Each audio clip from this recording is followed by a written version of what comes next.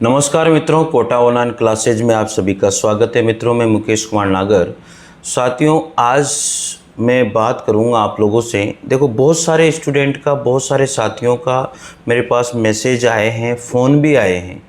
तो मैं ये चाहता हूं कि उनकी सबसे बड़ी दुविधा है सर कि फर्स्ट ग्रेड का जो पेपर है, हम लोग तैयारी तो कर रहे हैं लेकिन समझ में नहीं आ रहा कि किसको पढ़ें, किसको छोड़ें, क्या करें, क्या ना करें। ये बहुत सारी दुविधाएं हमारे चल रही है साथियों। देखिए, मैं यहाँ पर कोई नेतागिरी आपको नहीं झाड़ूंगा। जो सटीक बात है वो मैं बताऊंगा और मैं वही बताता हूँ। मुझे कोई लाफा झापी करने की कोई आदत नहीं है मित्रों, ठीक है। जितनी भी सटीक से सटीक बातें हैं वो चीज़ मैं आपको बताने के लिए आया हूँ। आप लोग पूरा वीडियो देखिए, आपको अच्छा लगे तो निश्चित रूप से चैनल को सब्सक्राइब कीजिए, लाइक कीजिए और शेयर कीजिए। साथियों, मेरे हिसाब से आप लोगों को जुड़ना चाहिए इस चैनल से।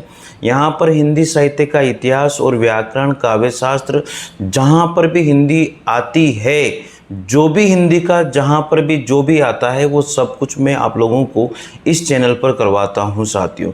तो साथियों, आज की सबसे बड़ी जो बात है, जिस मुद्दे के ऊपर आपको मैं बताने के लिए आया हूँ, वो है एक तो फर्स्ट ग्रेड में हम लोग हिंदी से तैयारी कर रहे हैं तो उसकी बुक लिस्ट क्या है, ठीक है। हम लोग क्या क्या पढ़ें और क्या क्या छोड़ें, ये सबसे मेन मुद्दे वाली बात है। दूसरे मुद्दे वाली बात है कि सर नोट्स से पढ़ें या फिर कोचिंग करें, ये दूसरी मुद्दे वाली बात है। तो सबसे पहले बात करते हैं कि सर हम क्या क्या पढ़ें जिससे एक सटीक रणनीति के साथ हम लोग सफलता तक पहुंच जाएं। तो ये इस बात पर आज हम लोग चर्चा करने वाले हैं। देखिए, आप लोग भी समझिए, पूरा वीडियो कंप्लीट देखिए, आपको बहुत अच्छा लगेगा और समझ में आएगा कि पढ़ना कैसे होता है। तो सबसे पहले बात करेंगे साथियों, पहले नंबर पर ध्यान रखिए, आप लिखते जाइए, कॉपी पेन लेकर के बैठिए। एक एक चीज़ पर हम लोग बात करने वाले हैं, बिल्कुल कॉपी पेन लेके बैठ जाइए। हर प्रकार से आप लोगों को मैं बताऊंगा। तो सबसे पहले आपके पास फर्स्ट ग्रेड की बात कर रहा हूं मैं आपके पास, और सेकंड ग्रेड की बात कर रहा हूं। और जितने भी भाई, जितने भी स्टूडेंट, जितने भी मेरे साथी, जितने भी मेरे मित्र जो भी हिंदी से तैयारी कर रहे हैं, वो सारे के सारे मित्र, और जो अदर सब्जेक्ट से तैयारी कर रहे हैं वो पूरे मित्र इस बात को सुने।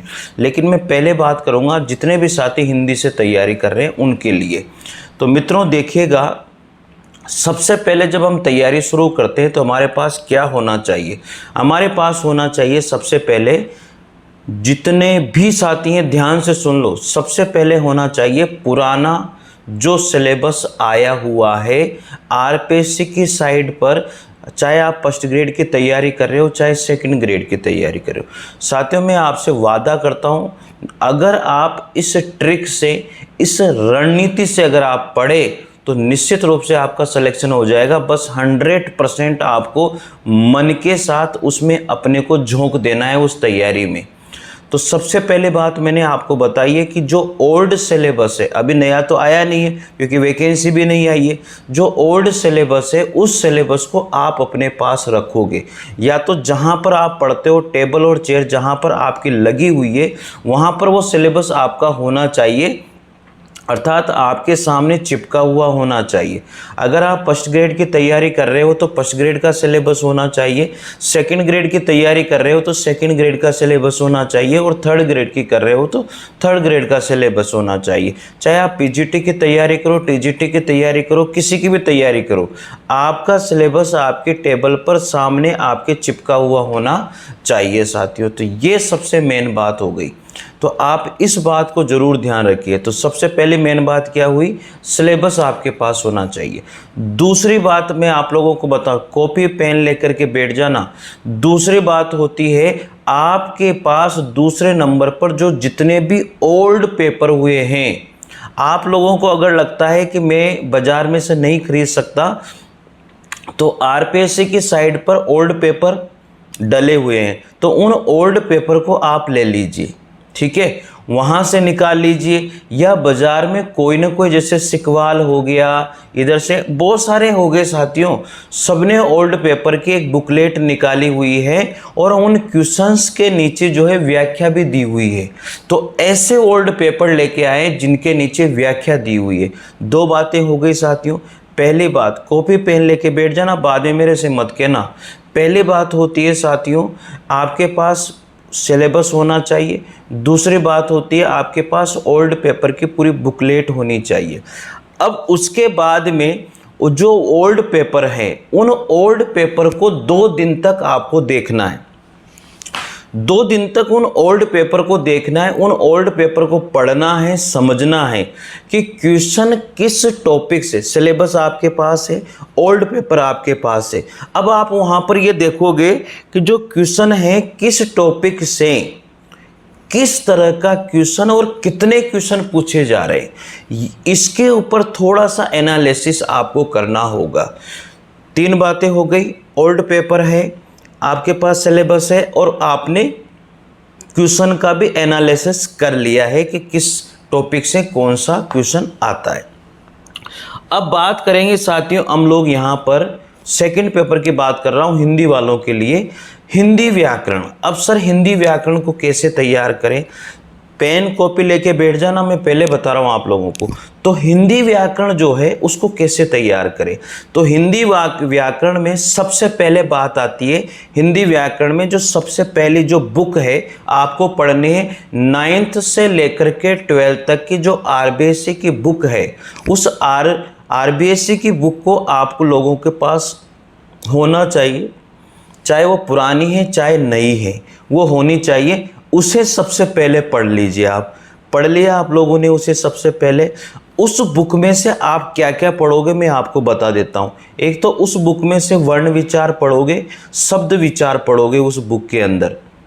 संधि आपको उस बुक से नहीं पढ़नी है, तो वर्ण विचार और शब्द विचार उस बुक के अंदर से आपको ढंग से पढ़ लेना है, ठीक है। उसके बाद में जितने भी टॉपिक हैं, जैसे आपके विलोम शब्द हो गए, पर्यायवाची हो गए, भिन्नार्थक शब्द हो गए, अनेकार्थक शब्द हो गए, इस तरह के शब्द है। एक वाक्यांश के लिए एक शब्द वाले हो गए। तो ये सारे के सारे जो टॉपिक है वो वहाँ से पढ़ लेने हैं, पढ़ने ही पढ़ने। आपकी इधर से वाक्य हो गए, सरल संयुक्त वाक्य, आपकी इधर से क्रियाएं हो गई।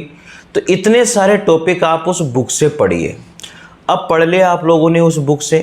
पढ़ने के बाद में आप ये देखिए ओल्ड पेपर उठा करके, क्या इस बुक से क्वेश्चन ओल्ड पेपर के अंतर्गत आ रहे हैं?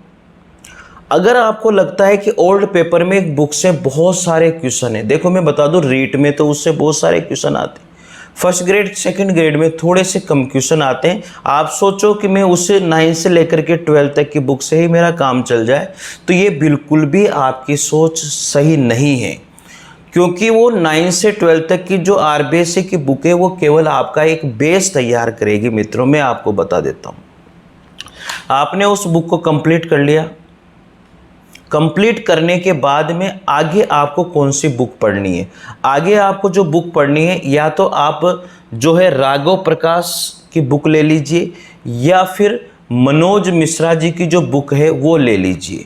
2 बुक में से एक बुक सजेस्ट कर रहा हूँ, या तो आप ग्रामर में मनोज मिश्रा सर की बुक ले लो या राघव प्रकाश सर की बुक ले लो। इनके अलावा कोई भी बुक मत लेना। मैं इन दोनों में से भी एक ही बुक लेनी है आपको, या तो राघव प्रकाश की या फिर मिश्रा पब्लिकेशन की बुक। इन दोनों में से भी एक लेनी है हिंदी व्याकरण की। हो गया यहाँ तक की बात। दूसरे नंबर पर चलिए, सर हिंदी साहित्य का इतिहास कैसे करें? अब हिंदी साहित्य के इतिहास के लिए देखो मैंने भी नोट्स बना रखे हैं और इस चैनल पर मैं नोट्स भी अपने करवाता हूँ, ठीक है। मॉर्निंग में क्लास होती है 6:15 बजे हिंदी साहित्य की इतिहास की, और इवनिंग में क्लास होती है व्याकरण ग्रामर काव्य शास्त्र की 9:30 बजे। तो आप लोग यहाँ से भी कर सकते हो, लेकिन हम लोग बात कर रहे हैं बुक की। तो बुक में मैं आपसे ये कहूँगा कि देखिए आचार्य रामचंद्र शुक्ल आप बिल्कुल भी मत लेके आना, डॉक्टर नगेंद्र भी बिल्कुल भी मत लेके आना, क्योंकि नया स्टूडेंट चाहे पुराना स्टूडेंट कोई सा भी स्टूडेंट हो वो नहीं पढ़ पाता है। क्योंकि आचार्य रामचंद्र शुक्ल की बुक को पढ़ना एक बहुत कठिन काम है, आसान नहीं है।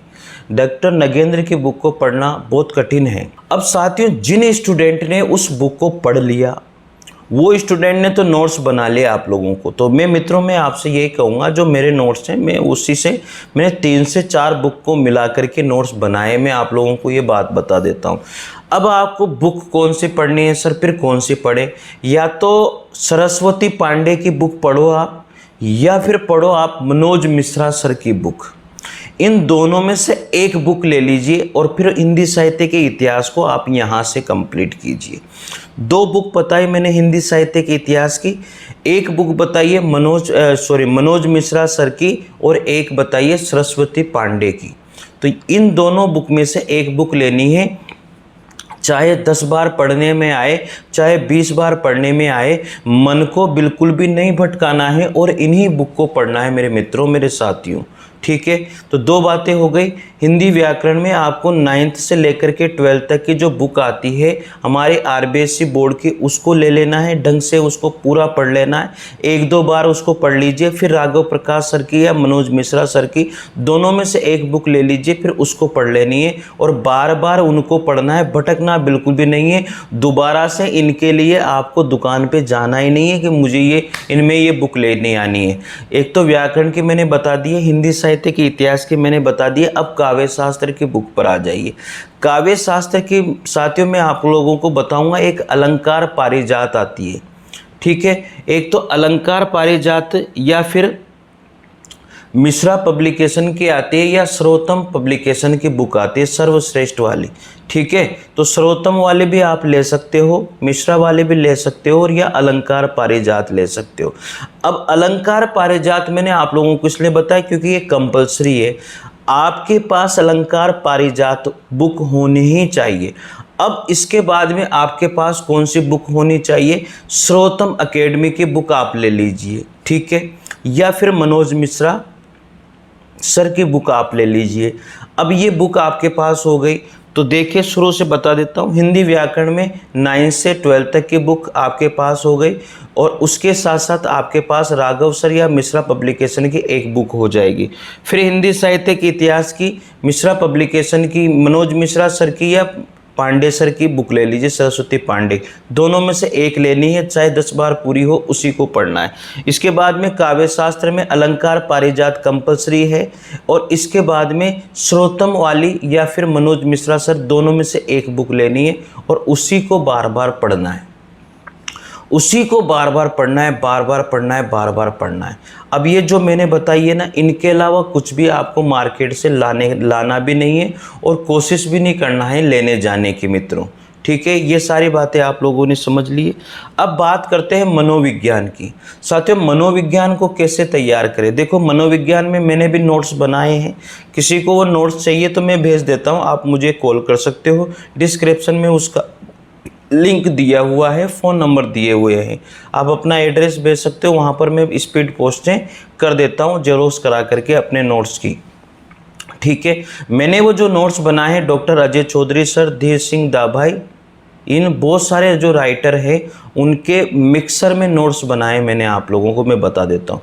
मैंने सिकवाल पब्लिकेशन, धीर सिंह दाभाई की अवनी पब्लिकेशन, इधर से आपकी जो वंदना जादौन है, और आपकी श्रेष्ठा बुक की जो राइटर है उससे, और इस तरह से अजय चौधरी सर हैं, सभी के नोट्स मिलाकर के एक तरह के नोट्स तैयार किए हैं साथियों मनोविज्ञान के। तो आप वो भी मंगवा सकते हो, उसमें मैनेजमेंट भी साथ में आपको मिल जाएगा। लेकिन साथियों, अब आप कहोगे सर बुक कौन सी लाएं? तो देखो, मैं किसी की बुराई यहाँ पर नहीं करूँगा, लेकिन थोड़ा सा अवनी पब्लिकेशन में जो मैटर है वो ज़्यादा है।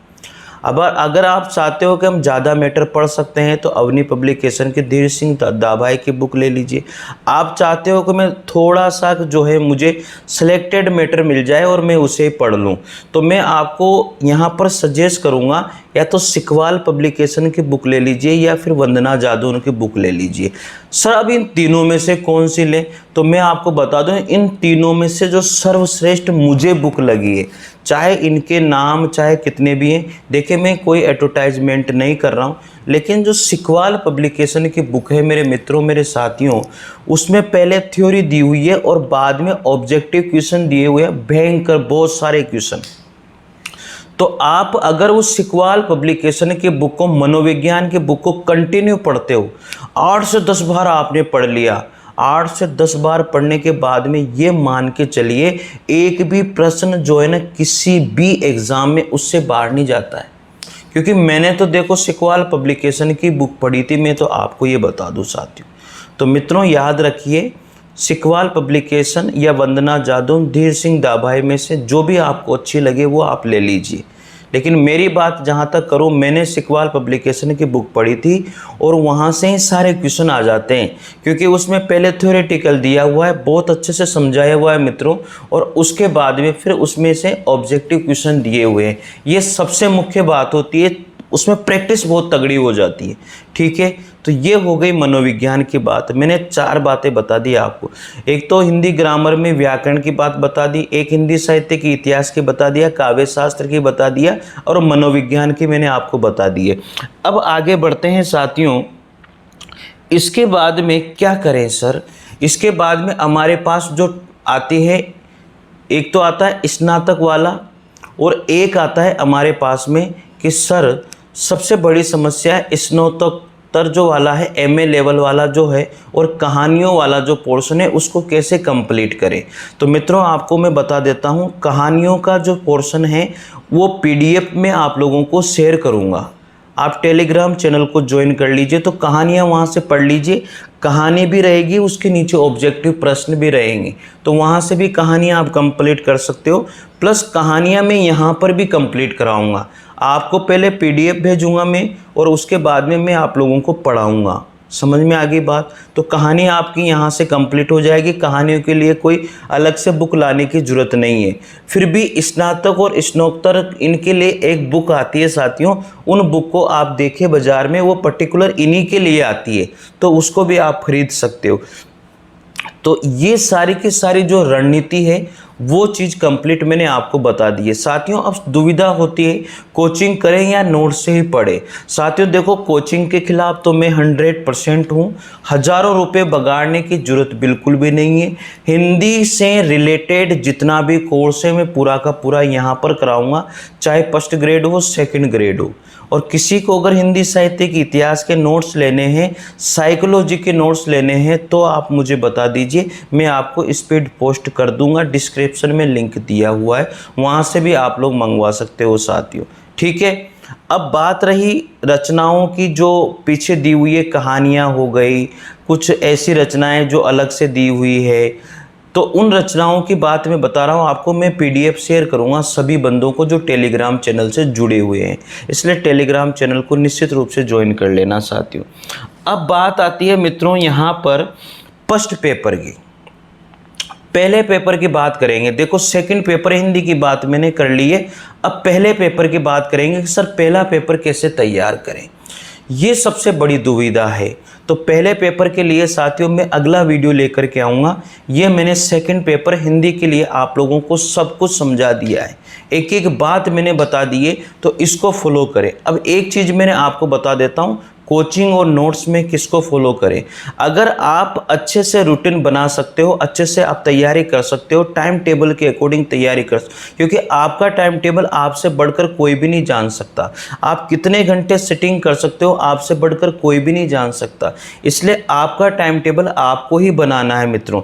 एक कागज़ आप ऐसा लगाइए जिस पर सोते वक्त आप उस पर अपना टारगेट लिखिए कि कल जब मैं उठूँगा उसके बाद में लास्ट तक सोऊंगा तब मुझे क्या क्या कंप्लीट करना है, उस पर लिखिए। आपको चमकता रहेगा बिल्कुल सितारे की तरह, फिर उसको कंप्लीट कीजिए। ठीक है, टारगेट हमेशा रोज़ दीजिए अपने आप को, रोज़ उस टारगेट को पूरा कीजिए। बहुत जल्दी आपका सिलेबस कंप्लीट हो जाएगा मित्रों साथियों। इसलिए समझिए, आप अपने नोट्स के ऊपर जो किताबें आप लेकर के आइए उनके ऊपर विश्वास कीजिए। ठीक है, कोचिंग में जाओगे 7 से 8 घंटे आपके कोचिंग में ख़राब हो जाएंगे, जाने के, आने के और पढ़ने के। ठीक है, उसके बाद में उन्हीं को रिवाइज करना है, कोई नई चीज़ आप पढ़ ही नहीं पाओगे। तो इसलिए मैं ये कहता हूँ, कोचिंग में हज़ारों रुपए मत बिगाड़िए, क्योंकि आप तैयारी कर सकते हो, ऐसा कुछ नहीं है। ठीक है, तो फर्स्ट ग्रेड के लिए पहले पेपर की तैयारी हम लोग कैसे करें, इसके लिए आप लोगों को वीडियो बहुत जल्दी मिलेगा। तो ये थी हमारी आज की रणनीति वाली बात। मैं नोट्स के ऊपर ही जाना चाहता हूँ। नोट्स पढ़िए और उनसे तैयारी कीजिए, जो सिलेक्टेड बुक मैंने बताई है उनसे तैयारी कीजिए, ठीक है। सेकंड पेपर के लिए कोचिंग की बिल्कुल भी ज़रूरत नहीं है, ज़्यादा से ज़्यादा उसमें पढ़ना होता है साथियों। तो मेरे हिसाब से आपको मेरी सारी बातें समझ में आई होगी, और बातें अगर समझ में आई है तो निश्चित रूप से चैनल से जुड़िए साथियों। चैनल को सब्सक्राइब कीजिए, लाइक कीजिए साथियों। उम्र दराज हो गए, कितने भी उम्र हो जाए, चाहे 42 साल की, 30 साल की, 38 साल की या 35 साल की, कितनी भी उम्र हो जाए, घबराना नहीं चाहिए। रीस्टार्ट कीजिए, दोबारा पढ़िए, मेहनत कीजिए। अगर आपसे नहीं पढ़ा जाता तो मेरे से जुड़िए, इस चैनल से जुड़िए। मैं वादा करता हूँ आप लोगों से, मैं आपको पढ़वाऊँगा।